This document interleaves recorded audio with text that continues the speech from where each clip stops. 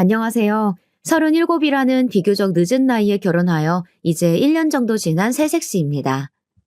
제가 이렇게 결혼이 늦어진 데에는 지금 하고 있는 일에 대한 욕심이 컸기 때문인데요. 항상 일밖에 모르던 제 일상 속에 소소한 즐거움을 준 이 사연들 때문에 저도 한번 제 얘기를 들려드리고자 합니다. 우선 저는 그리 부유하지도 그렇다고 모자라지도 않은 평범한 집안에서 태어나 부모님 사랑을 듬뿍 받아 자라온 무남동녀 외동딸이었어요. 그렇기에 항상 누군가를 대할 때 자신감이 넘치는 편에 속했답니다. 그 점은 제법 장점이라고 하면 장점이고 단점이라고 하면 단점에 속하게 되더라고요.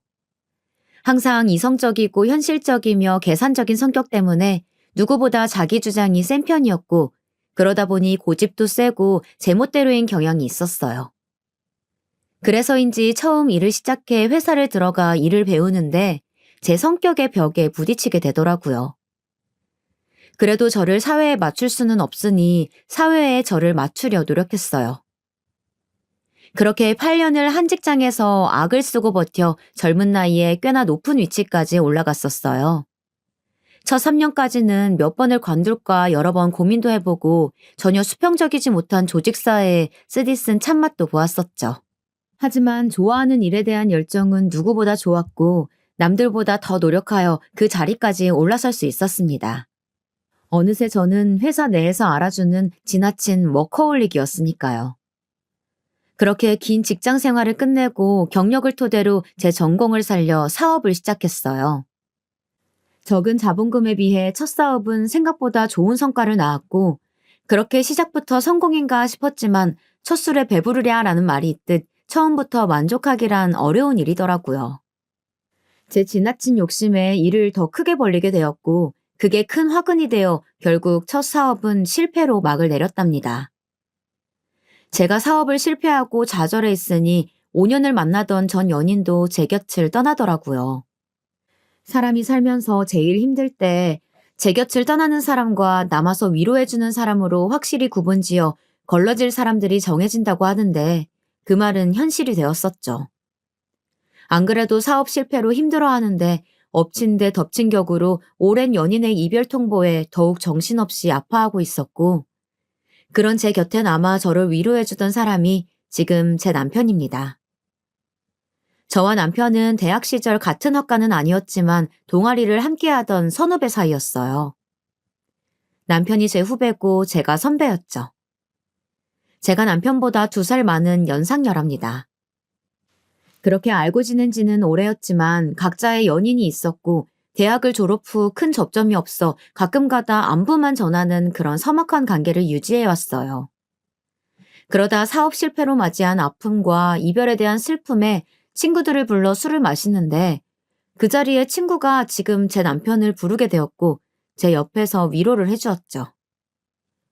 선배, 남자가 그 사람뿐인 것도 아니고 사업은 다시 시작하면 되죠. 선배는 충분히 다시 일어설 수 있을 거예요. 아마 선배 뻥 차버린 그 남자는 나중에 엄청 후회할걸요? 그날 이후로 저와 남편은 그 전보다 더욱 가깝게 지냈어요. 남편은 저와는 다르게 굉장히 감성적인 사람이었어요. 제 감정을 저보다 더 보살필 줄 알고 더 세심한 면모가 있었죠. 그래서인지 주변 사람들은 제가 더 남자 같고 오히려 남편이 여자 같다는 말들을 줄곧 했었어요. 저도 그렇게 느낀 점이 많았고요. 그래서 서로에게 더 끌렸는지도 몰라요. 어느새 남편과 저는 남편의 고백으로 연인이 되어 있었고 그렇게 저는 남편의 위로 덕분에 금세 아픔들을 이겨내고 다음 사업을 준비했어요. 그나마 불행 중 다행이었던 것은 첫 사업을 할 때 자본금이 많지 않았다는 점이었어요. 실패는 성공의 어머니라는 말이 있죠. 그 전 실패를 거름 삼아 맞이한 다음 사업은 빠르지는 않지만 차츰차츰 성장세에 들어갔고 오랜 노력 끝에 안정적인 기업에 다다르게 되었습니다. 그게 지금 제가 운영하고 있는 현 사업체이기도 하고요. 사실 지금 제 회사가 유명한 기업은 아니지만 이쪽 분야에서는 꽤나 유망받는 기업이었고 이만큼 성장시키는데 쉴 틈 없이 일하고 또 뒤처지지 않게 공부해야 했어요. 그만한 노력이 있었기에 지금 제 회사가 그만큼 클 수 있었고 저만큼이나 저를 잘 따라준 직원들의 노력이 있었기에 지금도 안정적인 매출을 일궈낼 수 있게 되었다 생각해요.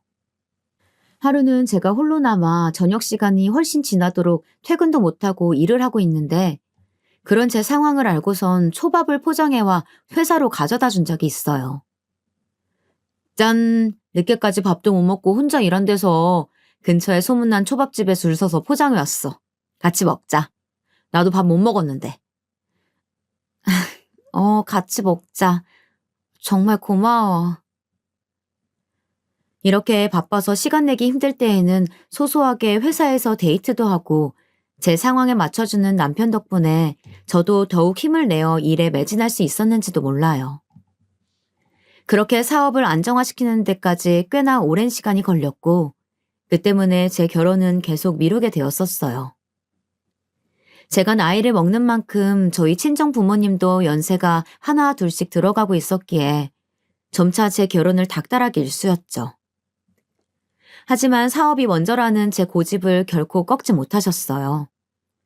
지금 제 남편은 이런 저의 성격이나 모습까지 모두 이해해주고 존중해주기 때문에 저도 결혼을 결심할 수 있었던 것 같습니다. 그렇게 남편과 4년 정도 연애 후 제 사업이 모두 안정되고 나서야 남편의 대단하진 않지만 사랑이 넘치는 프로포즈를 받게 되었고 그렇게 결혼을 하나 둘씩 준비하게 되었어요. 결혼 날짜를 잡으니 식을 올리는 데까지는 일사천리였답니다. 사실 남편의 집안 형편이 그리 좋은 편에 속하지는 않았어요. 몇 년 전 시아버님은 암으로 세상을 떠나셨고 평생 전업주부로 사셨던 시어머니는 그 후에도 다시 일을 할 생각이 없이 두 아들들의 용돈과 나라에서 나오는 연금으로 지내고 계십니다. 살아생전 아버님이 남겨두신 유산과 그 집에 살면서 말이에요. 그 전에 어떠한 삶을 살아오신 건지 자세하게 알지는 못하지만 시어머니는 허영심과 욕심이 가득하신 분이셨어요. 처음 결혼을 결심하고서 시어머니께 인사를 왔을 때에는 그저 수다스럽고 웃음기 많은 모습이 평범한 동년배 아주머니들과 같겠거니 생각했는데 결혼을 준비하니 슬슬 본 모습이 보이시더라고요. 남편은 연년생에 형 한 분을 두고 계셨고 형 또한 아직 미혼이었기에 제가 시집갈 때쯤에 첫 며느리를 맞이하셔서인지 저에게 바라는 점이 많아 보였어요. 혼수는 어떻게 할 거니? 혼수요? 그래. 내 혹시 몰라서 기본적인 것들만 넣어서 목록을 한번 써와봤다. 내 친구들 보니까 며느리가 시집 오면서 시댁에도 가구나 가전제품 하나씩 바꿔주고 한다더라. 이번에 내 친구 하나도 최근에 며느리가 시집 오면서 김치냉장고 하나 놔뒀다고 엄청 자랑하길래 우리 집에 놓을 김치냉장고도 하나 써놨으니 그리 알고 그리고 예단은 사돈네가 알아서 잘 해오리라 믿지만 얘기를 들어보니까 요즘엔 현금으로도 주고 그런다던데 아니면 금도 좋고 보석도 좋은데 어떻게 준비 중인지 얘기는 들은 게 있니? 혼수라니. 사실 신혼집을 남편이 마련한 것도 아니었고 오히려 제가 더 많이 냈으면 많이 냈지 남편이 보탠 금액은 제가 낸 금액에 비하면 한참 모자랐기에 시모의 말은 형평성에 어긋났죠. 예단도 자식을 볼모로 이득을 취하려는 게 아닌 이상 서로에게 부담되지 않게 적정선에 금액을 맞추어 진행하는 게 좋다고 생각하였고 저는 또 이런 일에는 참지 않고 뱉어내는 성격이어서 하나하나 콕콕 집어가며 답했습니다. 어머니 죄송하지만 저희 신혼집은 제가 거의 70% 정도 부담했고요. 성훈 씨는 계약금 정도만 냈었어요. 예식장이나 그 외 부대 비용도 제가 더 많이 부담하고 있고요. 그래서 집안 가구와 물품들은 성훈 씨와 각각 반반씩 부담하여 내기로 미리 말을 맞춰놓은 상태예요. 친구분처럼 어머님 집에 김치냉장고 놔두리는 것은 문제가 되지 않지만 그걸 너무 당연하게 말씀하시는 것은 아니라고 생각합니다. 그리고 예물이나 예단은 양가 측과 협의하에 적정선 금액에 맞추어 준비하는 게 좋지 않을까 생각하는데 어머니 의견은 어떠세요? 그래야 각자 부담이 덜하지 않을까 싶은데요. 제 말에 시어머니는 당황한 듯 말을 버벅이며 말하시더라고요. 그래, 아가. 네가 나이가 있어서 그런가 말을 아주 똑부러지게 하는구나. 예물이랑 예단은 성훈이랑 마저 내 얘기하마. 그렇게 말하던 시모는 뒤에서 남편에게 시집도 오기 전에 시어머니한테 말하는 싸가지가 바가지라며 제 험담을 했다는 겁니다. 물론 제 말투가 사무적이고 딱딱한 모습이 담겨 있어 그리 보일 수는 있지만 이렇게 앞에서는 아무렇지 않은 척 말하고 뒤에서 남편에게만 제 험담을 하는 것이 제 상식에선 이해가 가지 않았어요. 차라리 앞에서 제게 대놓고 얘기를 하였다면 그런 불만이 있으신 부분은 수용하여 바로 고치면 되는 것이었고 그리하여 서로 불편한 일은 없는데 말이에요.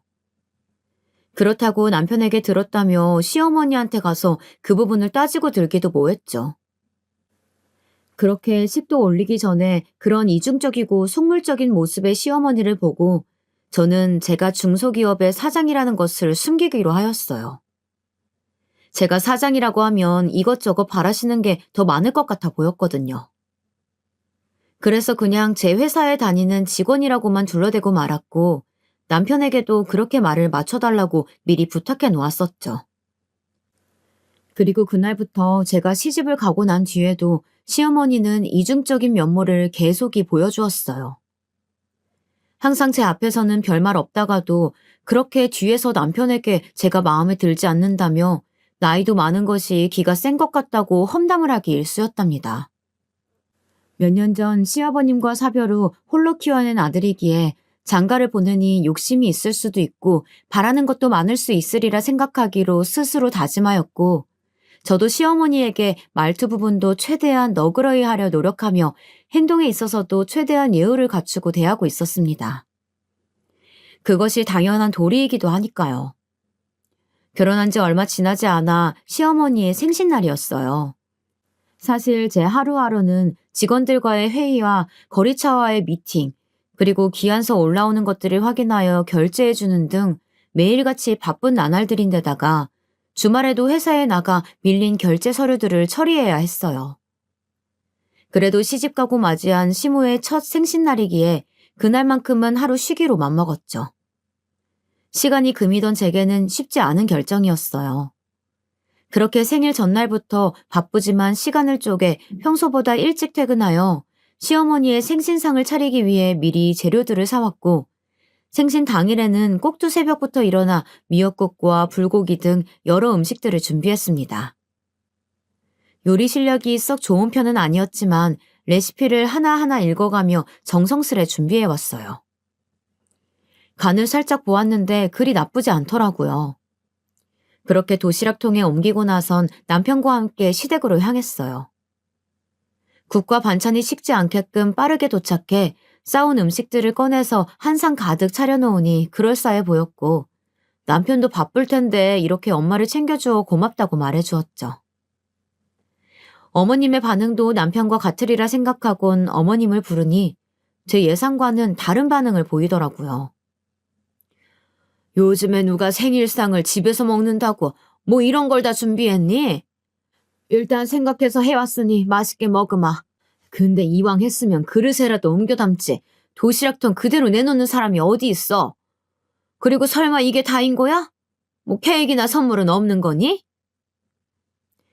이 와중에 저와 남편의 손에 뭐라도 더 들린 게 없나 살피는 시모가 정말 속물처럼 느껴지더라고요. 사실 저녁은 나가서 한우집 예약을 해놓았고 케이크도 그때 가서 보려고 미리 사놓지 않았죠.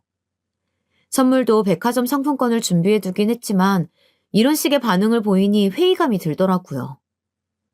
정성스레 준비한 밥상은 별로이고 오로지 물질적인 것에만 눈을 돌리는 시어머니의 모습에 실망이 컸죠. 그런 제 모습을 남편도 느꼈는지 나서서 중재하더라고요.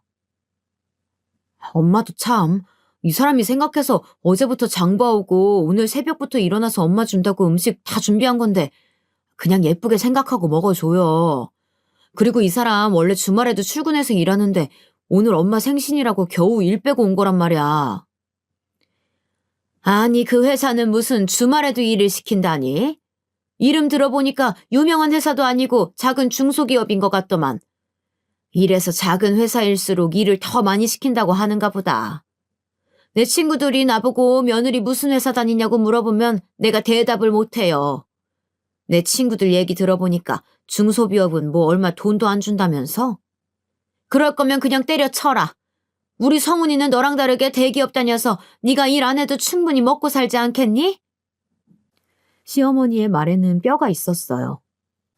남편은 대기업을 다니고 저는 중소기업에 다니니 그냥 때려치라는 말을 서슴지 않게 내뱉는 모습에 겉으로만 사람을 판단하는구나 싶었고 도통 표정 관리가 되질 않았어요.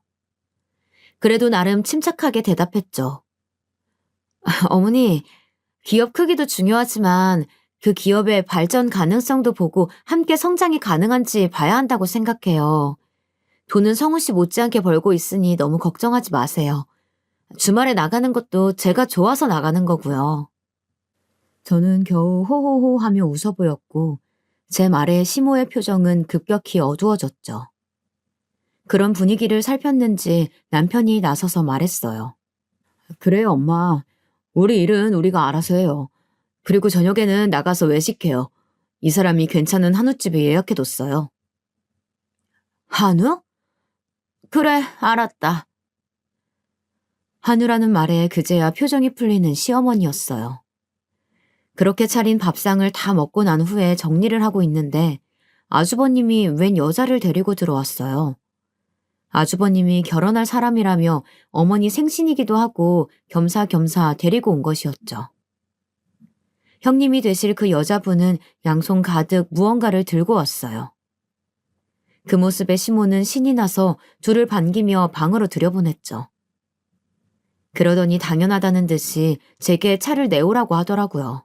순식간에 제가 가정부라도 된 것 같은 기분을 받았지만 시모의 생신인데 또 이런 부분까지 맞받아치는 것은 예의가 아니겠다 싶어 참고 안방으로 가 물었습니다. 차는 어떻게 커피가 괜찮으세요? 제 말에 아주버님과 시어머님 두 분은 모두 좋다고 하였는데 형님이 되실 그 여자분은 저를 위아래로 훑어보더니 얄밉게 답했어요. 제가 카페인에 예민해서요. 커피 말고 녹차로 부탁할게요. 아, 너무 뜨겁지 않게 온도 조절 부탁드려요. 벌써부터 제게 기싸움이라도 하겠다는 건지 여기가 카페도 아니고 온도 타령하는 그 모습에 몇 마디 나눠보진 않았지만 그 사람의 됨됨이가 보이더라고요. 저는 벌써부터 마음에 들지 않는 예비 형님을 뒤로하고 애써 웃어 보이며 알겠다 말하곤 방문을 닫고 주방으로 향했어요. 방 안에서는 뭐가 그리 즐거운지 제 앞에선 들려주지 않던 시모의 웃음소리가 끊이질 않았고 형님이 될 그 여자분도 호호호 거리며 꽤나 분위기가 좋아 보였죠. 커피 2잔과 녹차 1잔을 남편이 꺼내준 찻잔에 담아 쟁반에 받쳐 안방으로 갔어요. 안방 앞에선 어찌나 목소리가 쩌렁쩌렁한지 시어머니의 말들이 다 들려왔죠. 아이고야, 대학 교수라니. 어쩐지 공부 잘했을 것만 같았어요. 부모님이 너무 좋아하겠네. 딸아이가 이렇게 잘 자라줘서 말이야. 예비 형님이 대학 교수라는 직업을 가졌다는 사실을 물어보지도 않아도 알 수 있었죠. 저는 문을 2번 두드려 놓고 한 뒤 각자 자리 앞에 찻잔을 내려놓았어요. 그러더니 예비 형님은 저 보란 듯이 뒤에 숨겨두었던 쇼핑백을 건네며 말하더라고요. 어머님, 이거 별거는 아니고 오늘 생신이시라고 해서 백화점 가서 하나 사봤어요. 마음에 드실지 모르겠네요. 그러자 시어머니는 입이 귀에 걸리듯이 환하게 웃어 보이며 저 보란 듯이 큰 목소리로 말하시더군요. 어머나, 이런 거 안 사와도 되는데 말이야. 대학 교수라서 그런가 누구랑은 다르게 센스가 넘치네. 그러곤 쇼핑백 안에 물건을 꺼내 보이더라고요. 쇼핑백만 봐도 명품인 것이 눈에 보였죠. 박스를 둘러싼 리본을 풀어헤치니 그 안에는 색이 노란색과 빨간색으로 이루어진 강렬해 보이는 스카프가 나왔어요. 어머님 취향을 몰라서 제 취향대로 골라봤는데 어떻게 괜찮으세요?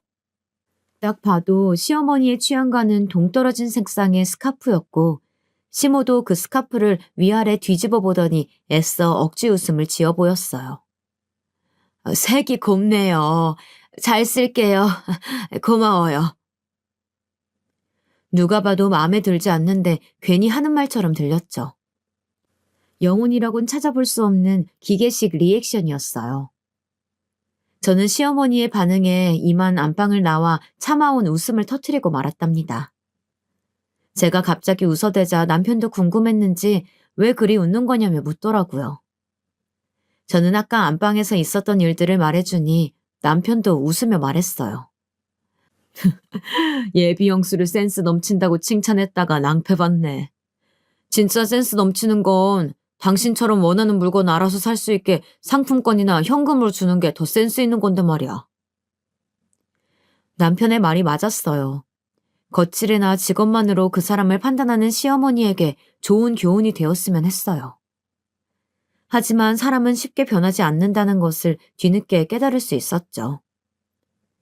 그렇게 몇 분의 시간이 더 흘러 시어머님과 아주버님, 그리고 예비 형님까지 모두 나왔어요. 그럼 저는 이만 들어가 볼게요. 예비 형님은 고개 숙여 인사했고 시모는 아쉬웠는지 그런 예비 형님을 붙잡았죠. 아니 왜요? 오늘 둘째 애가 나 생일이라고 한우고깃집을 예약했다던데 좀만 이따가 같이 가서 저녁 먹지? 그러자 아주버님이 곤란해하는 예비 형님을 대신해 답했죠. 에이, 엄마도 참, 이 사람 논문 준비로 바빠서 들어가 봐야 돼. 그럼 나 이 사람 좀 데려다 주고 올게. 그래, 그렇게 해라. 그럼 조심히 들어가요. 그렇게 시모는 예비 형님에게 인사했고 저와 남편도 다음에 또 뵙자는 말로 인사를 했어요. 아주버님과 예비 형님이 떠난 지 얼마 지나지 않아 시모는 선물로 받은 스카프를 들고 오며 저와 남편에게 말하더라고요. 아니, 이 색상 좀 봐라. 이렇게 튀는 색상을 도대체 무슨 옷에 입으라는 건지 원. 대학 교수식이나 돼서 이리 패션 감각이 없다니. 아휴, 이것 좀 봐라. 나한테 어울리냐? 급기야 그 스카프를 둘러대고는 저와 남편에게 묻는 시모였죠.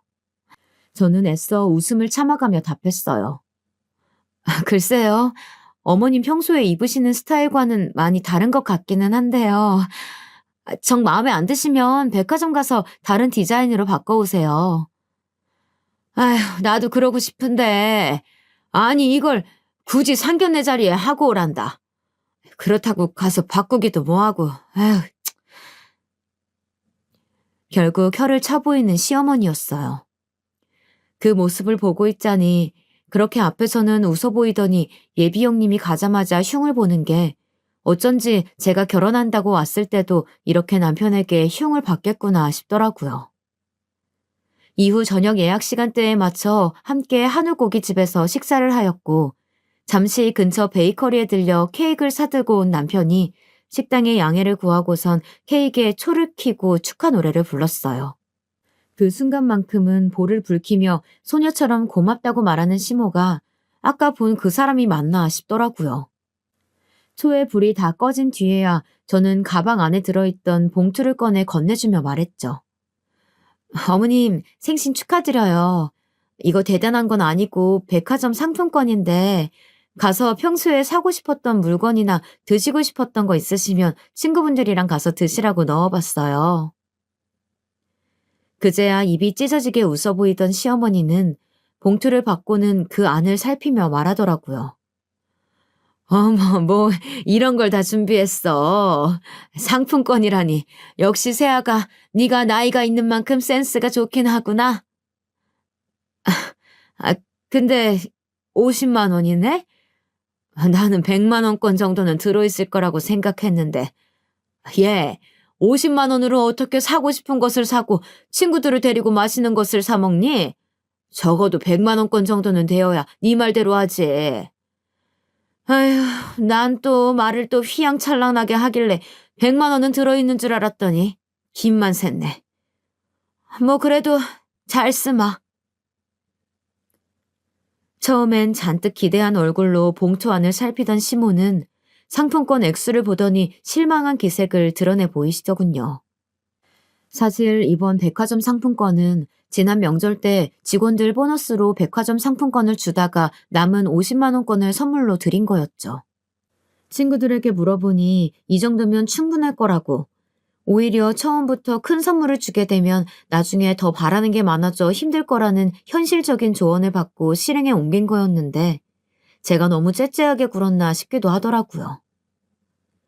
어머님, 이번엔 제가 백화점에 들릴 시간이 없어서 갖고 있던 상품권으로 준비해 본 거예요.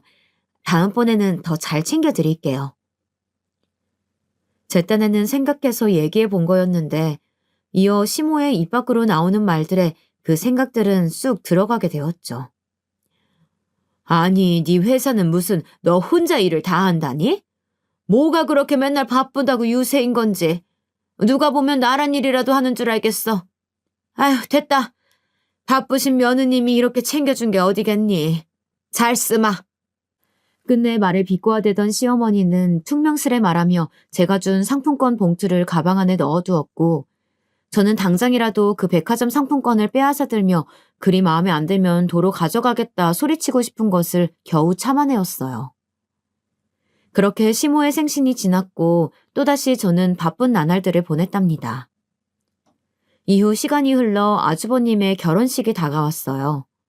지난 아주버님 상견례 자리에는 저도 함께 오라고 초대하였지만 일이 너무 바쁜 나머지 참석하지는 못하였고 대신 남편만 그 자리를 갔다 왔었어요. 남편에게 얘기를 들어보니 형님네 집안도 평범해 보인다고 합니다. 다만 형님이 상견례 자리에 하고 오라며 어머니 생신 때 선물로 주었던 스카프를 동일한 디자인의 색만 다른 걸로 형님 친정 어머니께서도 하고 오셨다는 얘기를 들었죠. 자신과 똑같은 스카프를 한 모습을 본 시모는 뒷목을 잡고 쓰러질 뻔했다는 여담을 남편에게 전해 듣는데 저 또한 쇼킹하더라고요.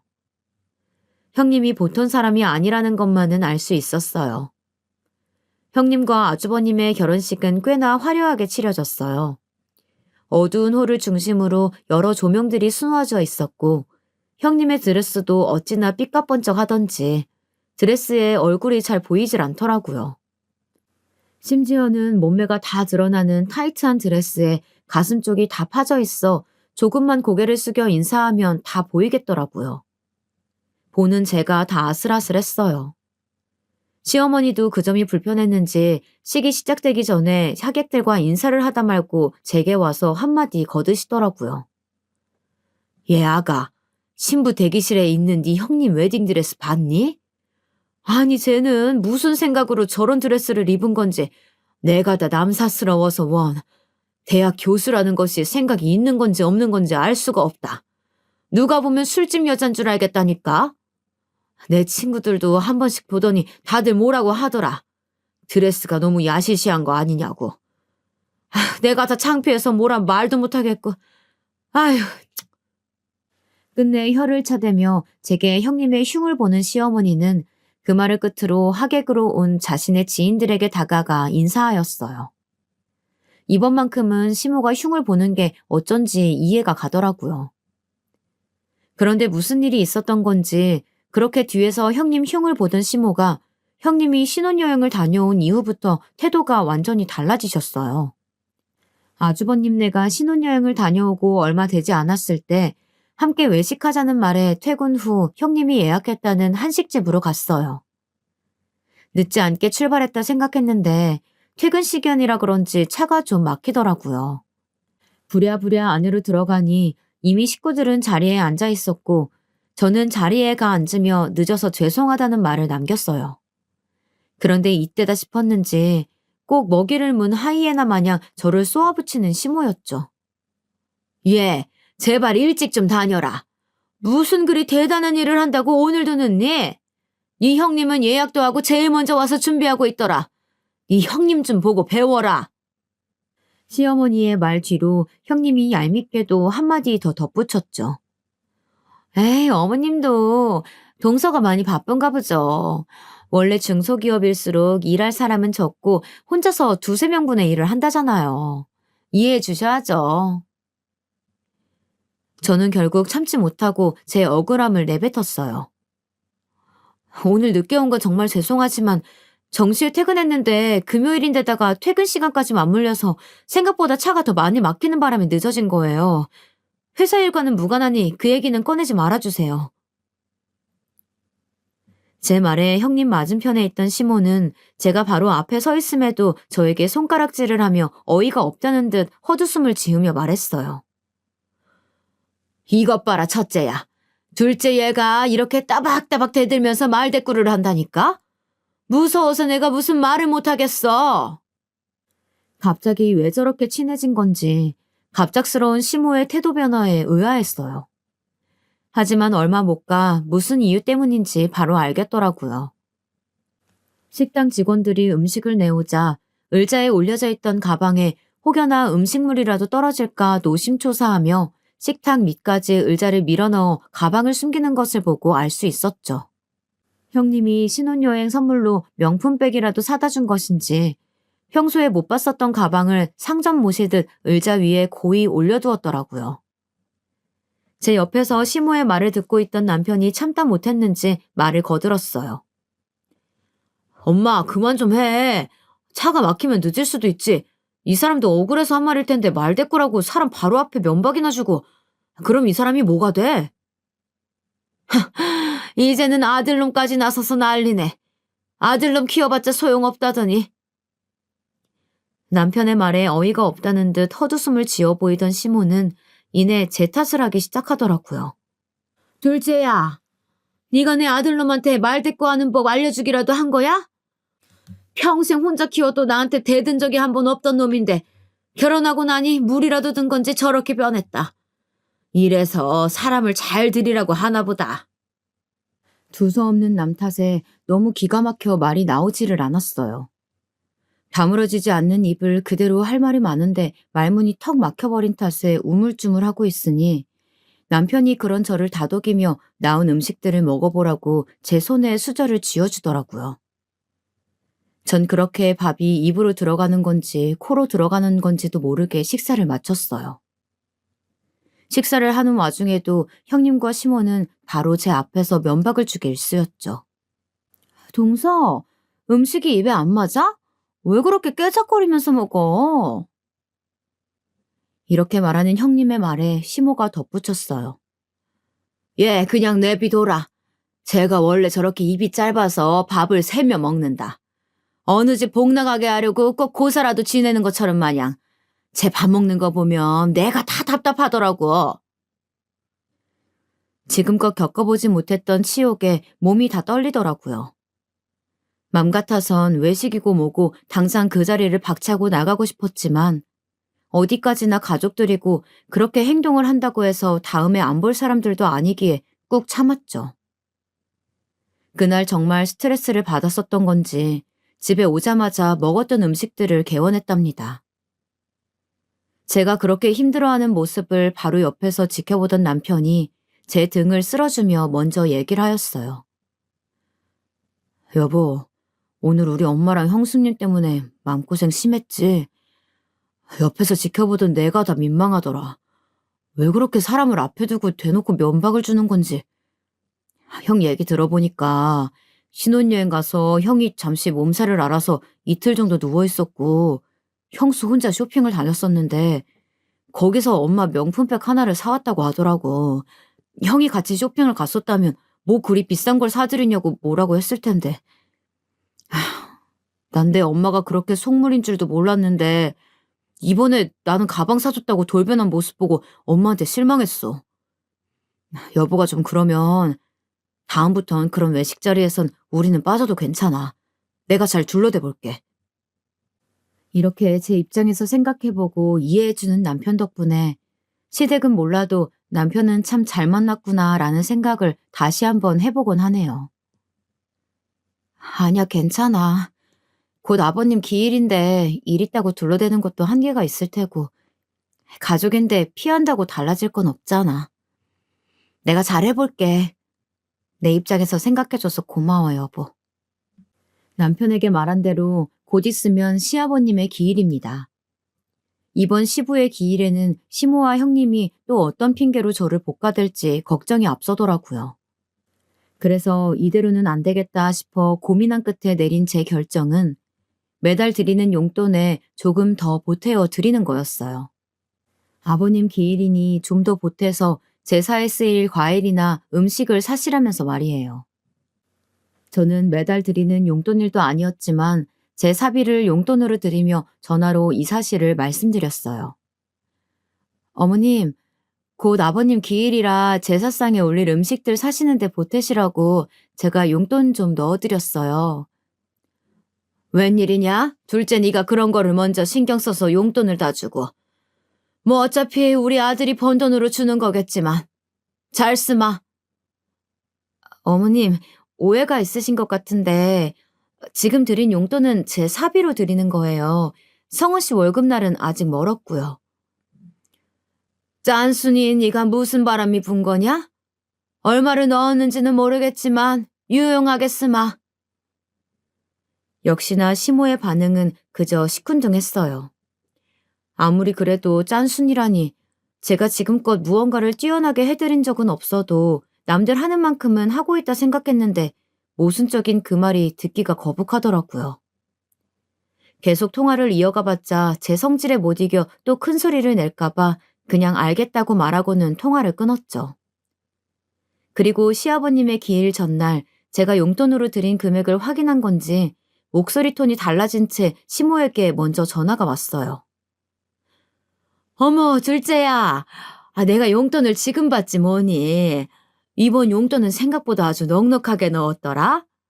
진즉에 이렇게 신경 썼으면 얼마나 좋았니? 아무튼 둘째 네 덕분에 올해 제사는 좀 더 풍요롭게 음식들을 준비할 수 있겠어. 그리고 내일 아침부터 제사 음식 준비할 건데 회사 빼고 올 수 있지? 네 형님도 온다고 하니까 내일 10시까지 늦지 않게 오거라. 알겠니?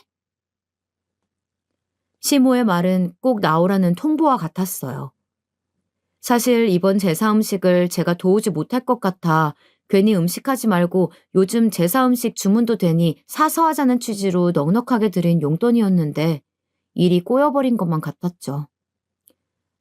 어머님, 사실 제가 용돈을 넉넉하게 드린 이유는 요즘 제사 음식을 살 수가 있으니 음식을 직접 하시지 말고 만든 음식을 사자는 취지에서 드린 거였는데 뭔가 오해하신 것 같아요.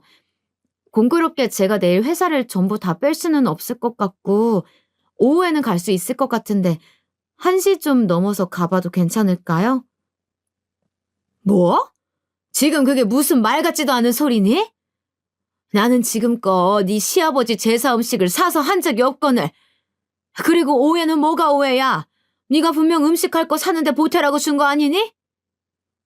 제가 분명 음식을 사시는데 보태시라고 말씀을 드렸었는데 너 지금 나랑 말장난하니? 잔말 말고 내일 10시까지 늦지 않게 와라.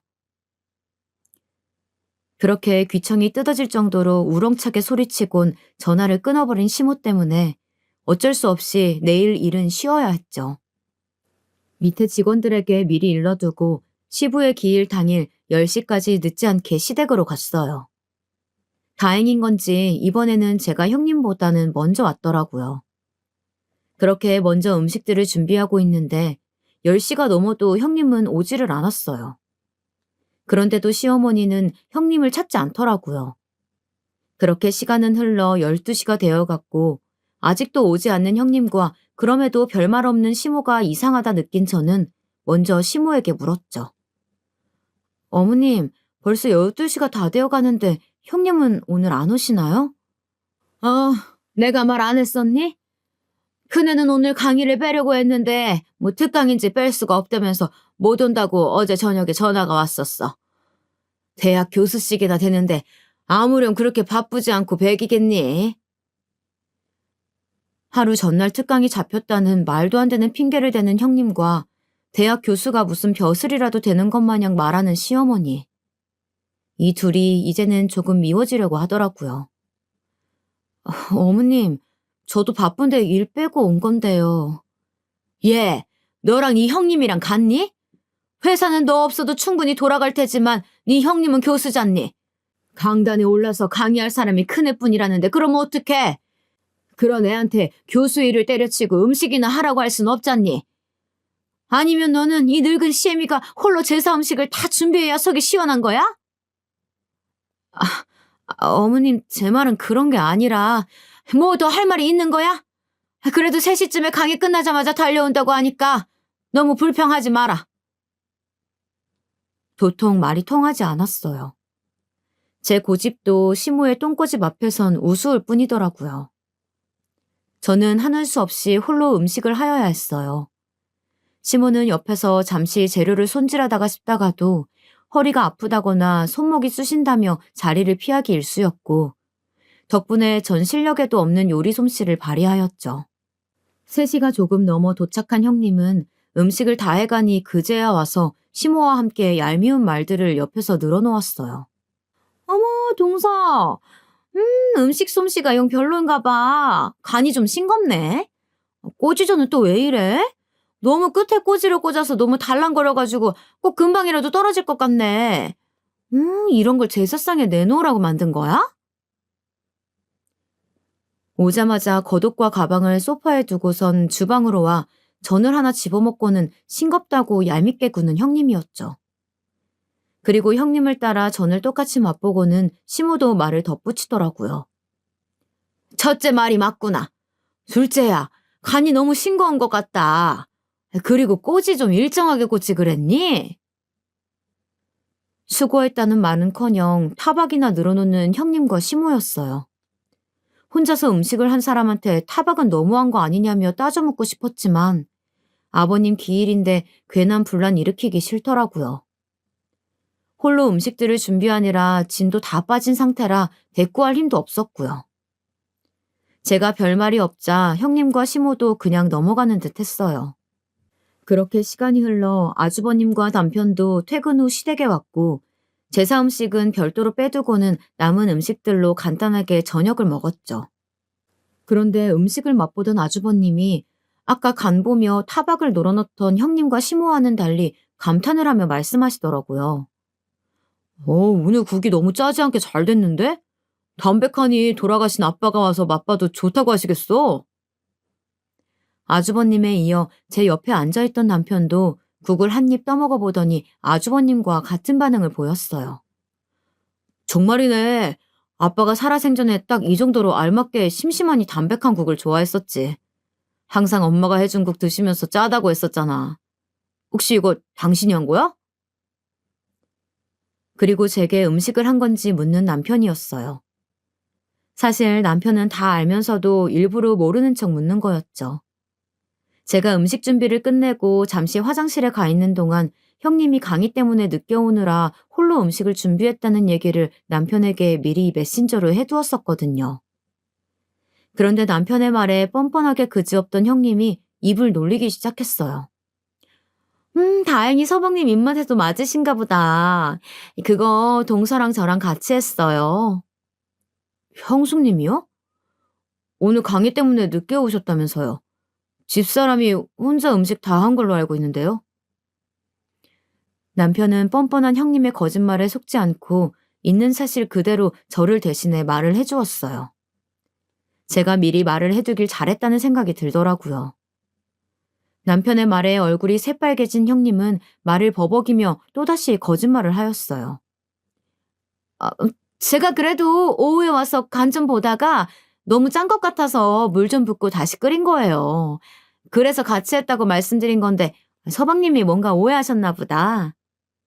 형님, 왜 오늘 같은 아버님 기일날 거짓말을 하고 그러세요? 제가 음식 다 하고 나서야 오셔서 밥상에 숟가락만 얹은 게 다잖아요.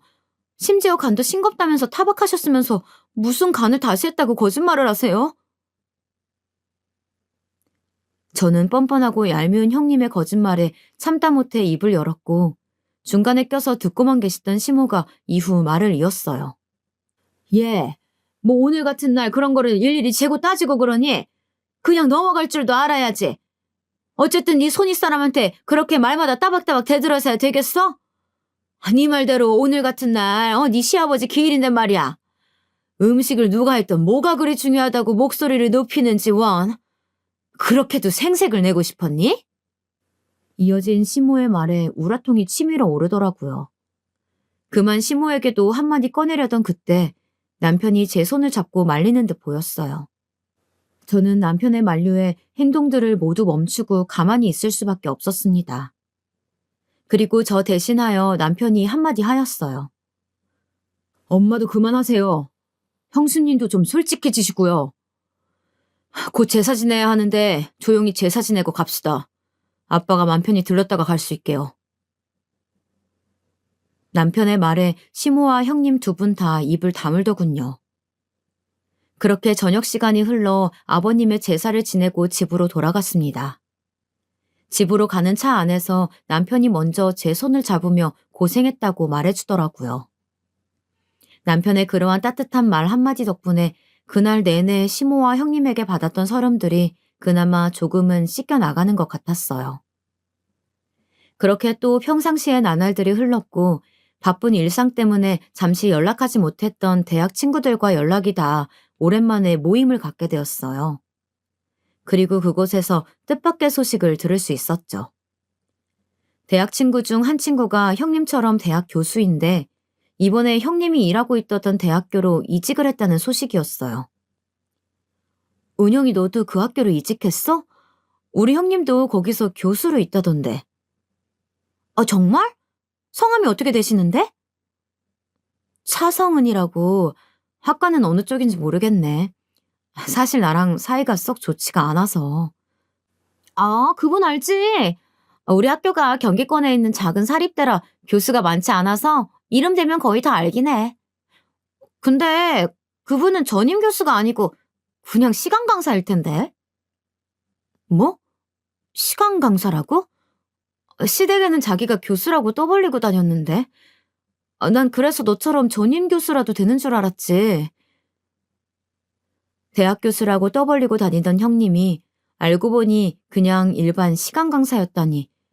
거짓말을 능숙하게 할 때부터 알아봤어야 했는데 감쪽같이 시댁을 속이고 기만한 형님이 놀라울 따름이었어요.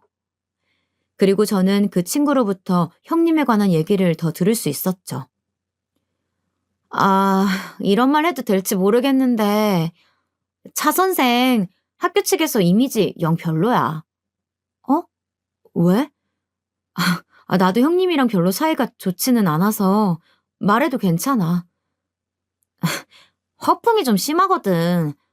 허세가 있다고 해야 되나? 매일같이 명품을 걸치고 다녀서 집이 좀 사는 건가 했더니 글쎄 죄다 리플리카 제품이더라고. 뭐? 그럼 형님이 하고 다니는 명품 옷이나 가방이 짝퉁이란 말이야? 그렇다니까. 동료 교수 중에 그쪽으로 좀 빠삭한 친구가 있어. 거의 감별사급으로 잘 보는데 보더니 티 안 나게 잘 만들어진 리플 제품이라고 하더라고. 친구의 말은 꽤나 충격적이었어요. 대학 전임 교수가 아니라 시간 강사라는 것도 놀라운 사실인데 하고 다니는 모든 것이 짝퉁이라니. 그리고 제 내리를 스쳐가는 것이 몇 가지 있었어요. 시모에게 처음 인사 올 때 선물로 주었던 스카프와 신혼여행을 놀러가서 아주버님은 몸살에 호텔에서 쉬고 있을 때 홀로 사온 시모의 명품백. 이 두 가지도 짝퉁이 아닐까 하는 그런 의심이 가더라고요. 저는 이 사실을 남편에게 말해 주었어요. 남편도 듣더니 어이가 없다며 열을 내더라고요. 당장 시모에게 전화해 이 사실을 알리겠다는 남편을 늦은 밤 시간대이기도 하고 나중에 천천히 제가 말하겠다며 말렸죠. 그리고 그 사실을 알릴 수 있는 기회는 시간이 얼마 지나지 않아 찾아왔어요. 김장을 해야겠다며 시모가 저와 형님을 불렀고 일요일에 하루 시간을 내어 아침부터 시댁으로 가 김장 준비를 하였어요. 김장은 왜 이리 김치 종류별로 하는 건지 배추김치와 총각김치, 파김치까지 모두 김장에 나섰어요. 소매와 바지를 걷어붙이고 고무장갑을 끝까지 씌어 올려 배추를 절이고 양념을 준비하는데 형님은 그날 또 팔이 아프다는 둥 뺀질거리기 일쑤였죠. 그걸 옆에서 지켜보던 시모는 제사 때처럼 별말이 없으시더라고요. 그렇게 또 저 혼자 다 하다시피 양념 준비하며 배추 손질까지 다 하였죠. 그러다 보니 어느덧 점심시간대가 되었고 옆에서 시모가 분주하게 무언가를 굽는 듯 보였어요. 포슬포슬 올라오는 향내가 제가 좋아하는 갈치 냄새였어요. 향을 맡고 있다 보니 배에서는 꼬르륵 소리가 울리더라고요. 그런데 갈치를 다 구운 시몬은 형님만 따로 부르는 게 아니겠어요? 얘 첫째야, 이리 와서 갈치 좀 먹고 해라. 이거 내 친구가 이번에 제주도 놀러 갔다 오면서 사다 준 건데 아주 맛이 좋더라고. 형님도 시모의 말에 쫄래쫄래 주방으로 가더라고요. 어머, 어머님, 너무 맛있어요. 형님은 콧소리까지 내가며 맛있다 난리였고 그 옆에 시모는 살가운 친정엄마처럼 앞에서 생선살까지 발라주고 있었어요. 그리고 그치? 나도 엊그제 맛봤는데 아주 살이 통통하니 좋더라고. 아, 저, 첫째야. 사실 말이다. 이 갈치를 선물해준 내 친구 딸내미가 아직도 취업이 안 돼서 엄청 고생을 한다나 봐. 첫째 네가 대학 교수라니까 혹시 주변에 아는데 취업시켜줄 수 있냐고 물어봐 달라던데 어떻게 아는 사람 좀 없니? 왜 그렇게 형님에게 살갑게구나 했더니 다 목적이 있었더군요. 형님에게 무언가 부탁할 게 있었더라고요. 시모의 부탁에 형님은 당황한 듯 보이더니 찾아보겠다 말하였고 저는 꼭 없는 사람 취급하는 시모에게 다가가 갈치의 가시를 발라주고 있던 시모의 손을 빤히 바라보며 제가 먼저 입을 열었어요. 어머님, 저는요? 그러자 시모는 저를 또 다시 개무시하며 말하더라고요. 너는 물에 밥이나 말아먹어. 더 이상 참지 못하겠던 저는 고무장갑을 벗어 그 앞에서 던져 보이며 소리쳐 말했어요. 어머님, 정말 너무하시네요. 그 친구분 따님 취직 제가 시켜드리면 이렇게까지 저를 무시하지 않으실 건가요? 제 말에 시모는 콧방귀를 끼며 말했어요. 둘째 네가? 네가 무슨 수로 취직을 시켜준다는 거냐? 결국 저는 1년 동안 숨겨온 저의 진짜 정체를 밝혔답니다. 제가 다니는 중소기업 사장이 접니다. 저는 주섬주섬 소파 위에 두었던 가방 속에 제 명함을 꺼내 건네주며 소리쳤고 그 명함을 건네받은 시모는 개거품을 물며 놀라 자빠지더라고요. 아니, 둘째 네가 그 회사 직원이 아니고 사장이었단 말이야? 그런데 왜 그 중요한 사실을 지금껏 말하지 않았던 거니?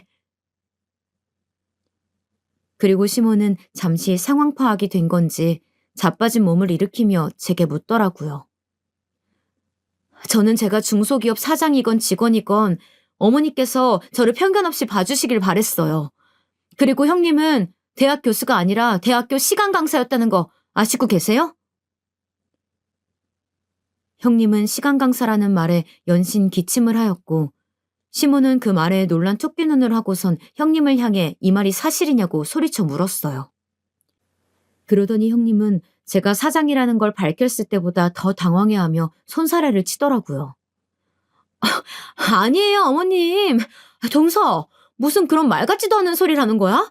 어디서 이상한 말을 들었나 본데. 그거 명백한 명예훼손이야. 알아? 명예훼손이요? 어이가 없어서. 그 학교 조수빈 교수라고 아시죠? 제 대학 친구인데 이번에 형님네 대학교로 이직을 했다더군요. 그 친구한테 다 들었어요. 어떻게 전화 연결이라도 시켜드려요? 끝까지 뻔뻔하게 거짓말을 하는 형님에게 핸드폰 속 친구 연락처를 보여주며 전화라도 거냐고 당당하게 외쳐 보였고 그제야 형님은 이실직고 해보였어요. 조 교수가 동서 친구였다니 무슨 그런 우연이 다 있네. 미안해 동서. 내가 그동안 말이 심했지? 사실 내가 시간 강사인 거 남편은 모르는 사실이야. 부탁인데 이 사실 내 남편이랑 서방님한텐 비밀로 해주면 안 될까? 어머님도 제가 이렇게 부탁드려요. 대학 교수라고 속인 건 죄송한데 제가 있는 곳이 말이 시간 강사지 대우는 교수랑 거의 비슷하다고 봐도 돼요. 그래서 그랬어요. 이렇게 숨길 의도는 없었는데 죄송해요. 무릎까지 꿇으며 아주버님과 남편에게는 비밀로 해달라는 형님. 그리고 끝까지 변명만 읊어대는 형님이 이제는 안쓰럽더라고요. 그리고 그걸 지켜보던 시모는 쓰러질 듯 뒷목을 잡더니 형님에게 꼴도 보기 싫으니 나가라며 소리쳤어요.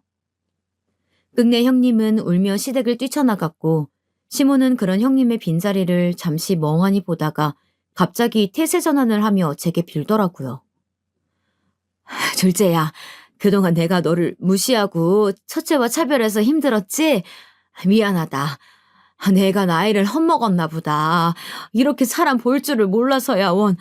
저런 앙큼한 여우 같은 년을 꼴에 내가 대학 교수라고 갈치 구워주고 가시 발라주며 먹여준 걸 생각하면 아주 치가 떨리는구나. 감히 우리 집안을 속이고 기만해오다니. 내 절대 저년 용서하지 못한다.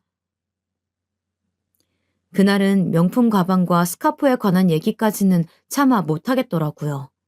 그 얘기까지 하면 정말 형님의 머리채를 잡아뜯을까 걱정이었죠. 그날 형님의 진짜 정체를 시모가 아주버님에게 전해주게 되었고 뛰쳐나간 형님은 시모의 전화 한 통에 다시 달려와 남은 김장을 혼자 모조리 해야 했어요. 그 모습이 이젠 애처로워 보이기까지 하더라고요.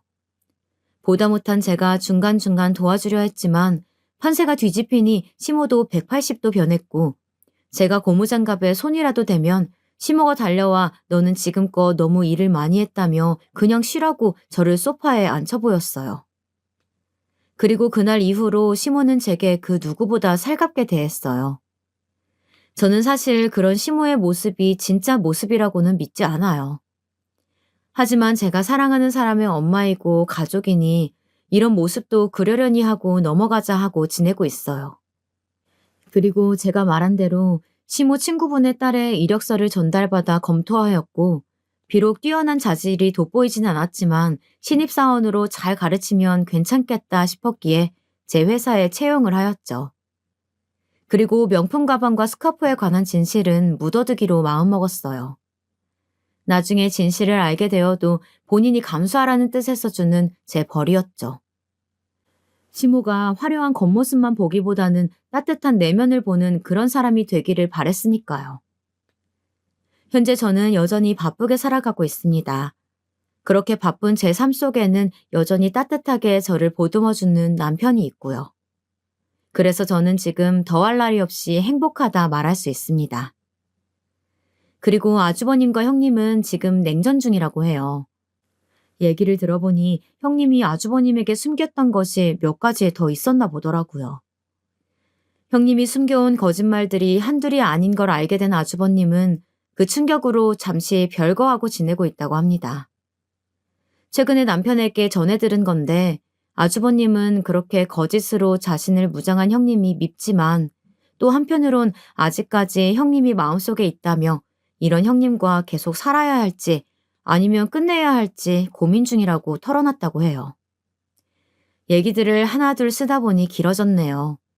이 사연을 읽으시는 분들은 누구보다 자신을 사랑하는 사람이 되어 저 형님같이 거짓으로 자신을 가리는 사람이 되지 않기를 바라며 이 사연을 마치도록 할게요.